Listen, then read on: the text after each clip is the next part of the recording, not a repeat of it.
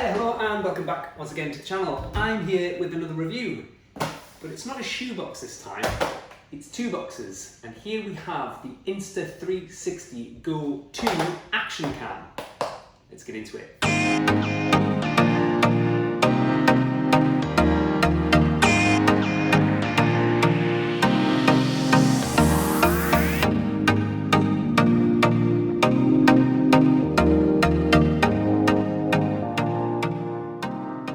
Disclosure up front, Insta360 have sent me this camera to try out. They are not going to preview any of the footage that I put together in advance of this video going out. All opinions will be my own. I will give an honest review of the camera. So let's get into it. So I've got two boxes. One box has the camera and accessories in. Let's just open it out and see what comes as standard in the package. So we've got this pendant, which I'll come on to. We've got the camera itself, which is absolutely tiny, and we've got various accessories. So as I say, there's a pendant, which I'll come on to. There is a hat clip, a charging cable, another little holder, and the charging case. So taking each in turn, here is the main feature, which is the camera. It is tiny, it is super lightweight. It doesn't have any kind of buttons or anything immediately obvious on it. And on the back, it has a magnet. Now the magnet is for use with all of the accessories. So take, for example, the cap clip. See, the magnet is quite strong. There's also a magnet inside the clip, makes it easy in, easy out. So if you take the cap clip, for example, if I can just clip it onto the front of my cap, like so, it's easy enough. If I can find it, clip the camera in place, and you can hardly even feel that it's there. It's really lightweight, which is a really big positive. Now onto the pendant, and this is essentially a chest strap. So what you do, put it over your head, and it's to be worn underneath your clothes, and there you go. You've basically got a chest mount. And because it's underneath your t-shirt, it's probably not going to jump around all that much. I can't imagine that I would necessarily take this on a run with me because I think it may bounce around a little too much. But for things like little adventures, hiking and walking and that sort of thing, it's going to remain in place, and again, easy on, easy off with that magnetic mount, which I think is a cool feature. Regular USB charger, you can charge it on your laptop, charge it through a plug adapter, that sort of thing. Not much to say about that. And I think the star of the show when it comes to accessories is probably the charging case. Now they liken it to the Apple AirPods case in that it's easy to throw in your pocket, it's recharging your camera while you're on the go. But not only that, it also acts as a little tripod, which I think is quite a cool feature for the camera. And it's a control as well, a remote control. So I could be placing the camera somewhere and I could wirelessly control it with the buttons inside the case there. It also protects it while you're on the move. Again, quite a cool little feature. It's got a little screw stand on the bottom so you could attach it to certain accessories. It's also got the port there for plugging it in to charge that up. So you charge via the case, you can't charge the camera independently.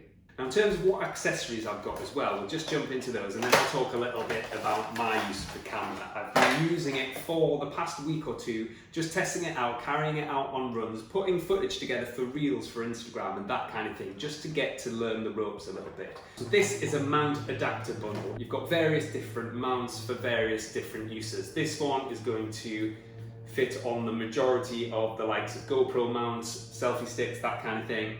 This has got a screw on bottom.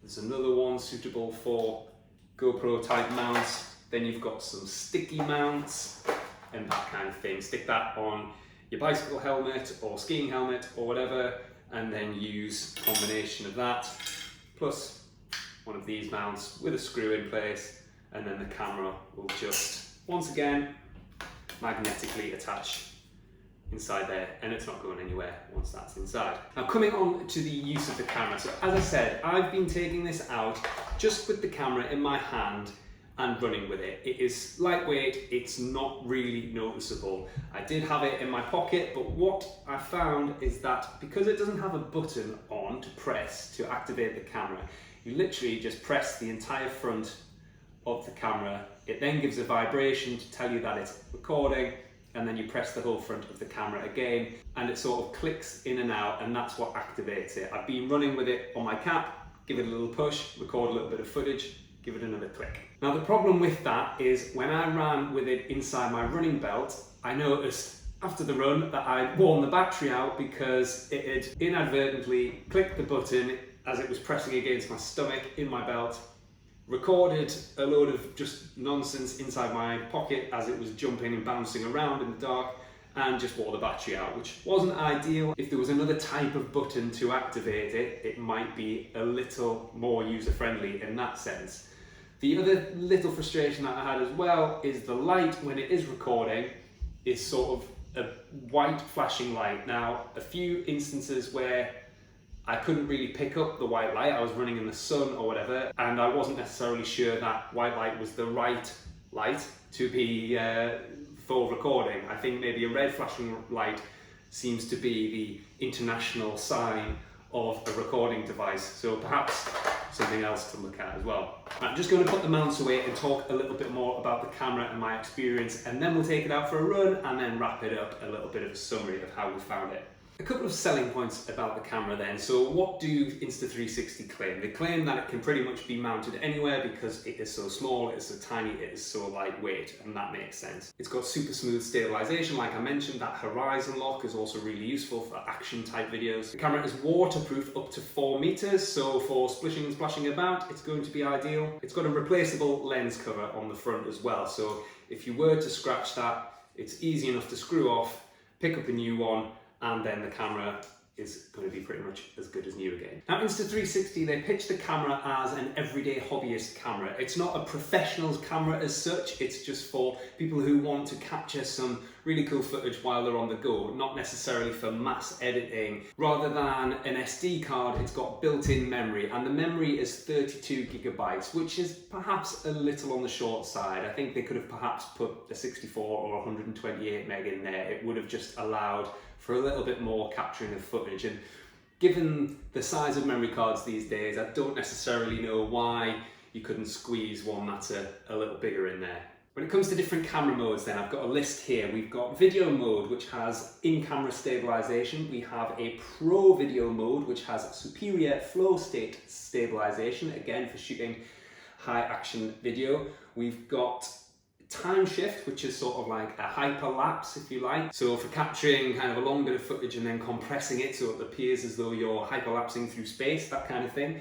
We have a time lapse, which sort of takes an image every few seconds and then you stitch it together. Great for things like watching the sunrise, watching the sunset, and that sort of thing. We've got a slow motion mode, so it's got a higher frames per second rate, so it's capturing and then able to slow down the footage and make it look really crisp and clear. You've got photo mode, and then you've got an auto editing function as well, so it's got some built-in artificial intelligence in the phone app, which is the primary place where you're editing the videos for this. It can stitch stories together, overlay music and all of that sort of stuff. As the majority of my running is going to be bouncing around and that kind of thing, I'll be setting it up as a default to be capturing in pro mode, so that I'm getting that stabilization, I'm getting that horizon lock as I'm jumping about the place or running about the place. So I think what I'm going to do next is I'm going to attach it to the end of my 97cm long selfie stick, and I'm going to take it out for a run, and then we'll come back and talk about the experience.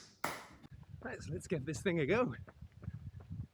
I've preset it so that a single press to the bottom half of the camera wakes it from sleep and immediately goes into pro recording mode, which seems to be working. However, one thing that I did find yesterday while out on a run is that I had it in the case, woke it from sleep and pressed record direct from the case buttons, and it didn't record in pro mode. So I was unable to apply after effects such as a barrel roll like this, or any of the reframing edits to make it suitable for Instagram feed, for example. It just filmed in the 16:9, which rendered the footage that I got yesterday a little bit useless, but it's all part of the learning curve. I'm just giving a bit of a test now to see what the sound quality comes out as. I haven't done a lot of talking into the camera before. I'm just going to test out the stabilization as well, the horizon lock, just by giving it a bit of a wobble. Obviously, as I'm running, I'm jumping up and down a little bit, so we'll see how that comes out. But just twisting and turning the camera a little bit to see if it holds the horizon behind me. See how that comes out. We'll give it a full twist all the way around. Full twist to the side. Okay. And now we'll slow it down.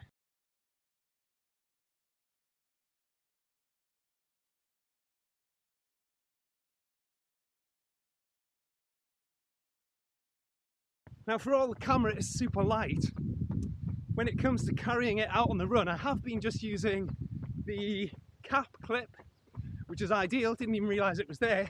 I have been holding the camera itself in the palm of my hand, just capturing the odd bit of footage. That was ideal.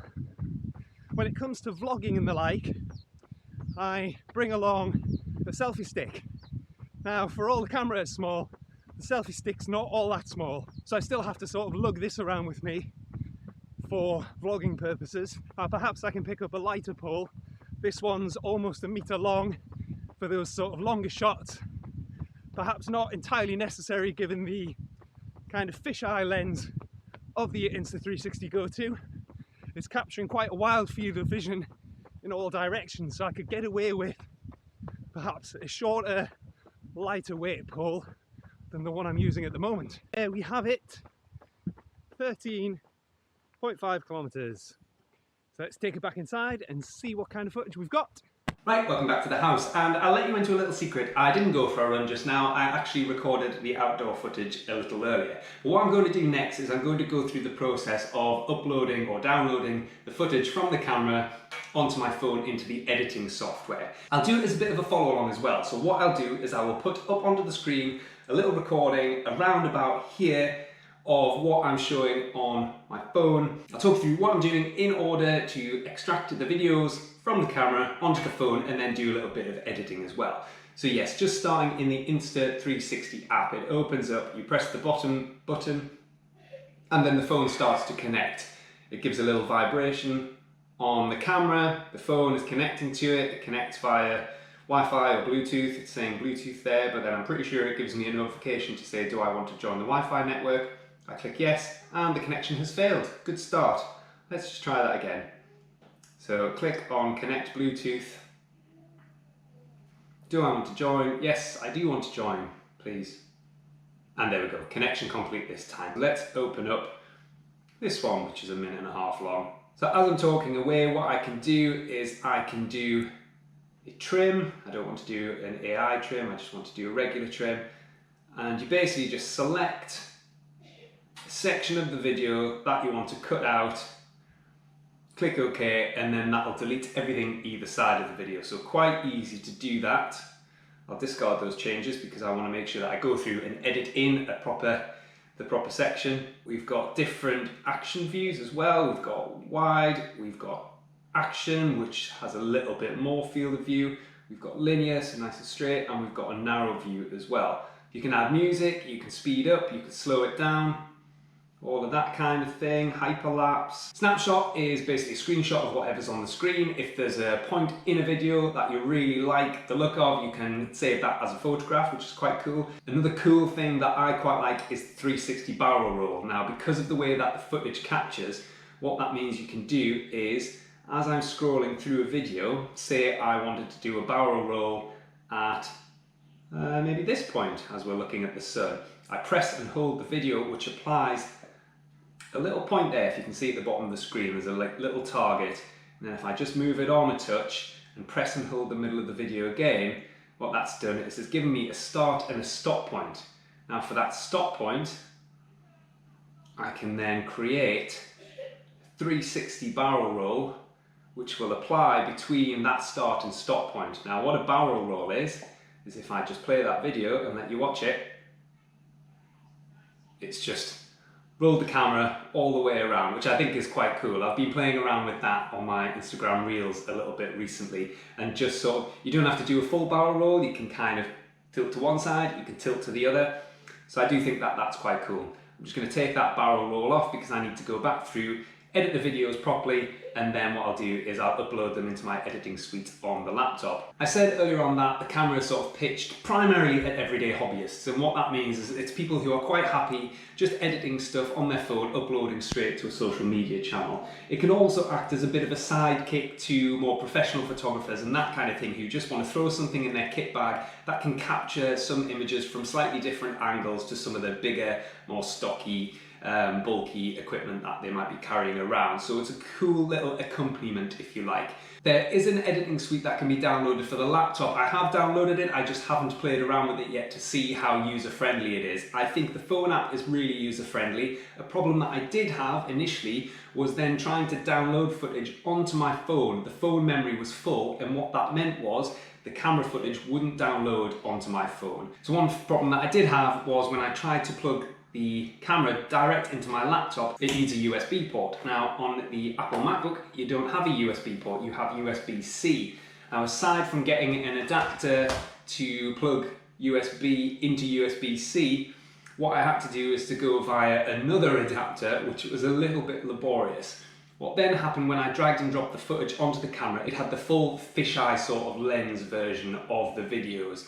Now, until I downloaded the Insta360 laptop software, I was trying to edit in DaVinci Resolve, which is where I do all of my video editing, and I couldn't really use it in there, so it would have to go via the Insta360 editing suite on there, and then into DaVinci Resolve for adding into the middle of this video, for example.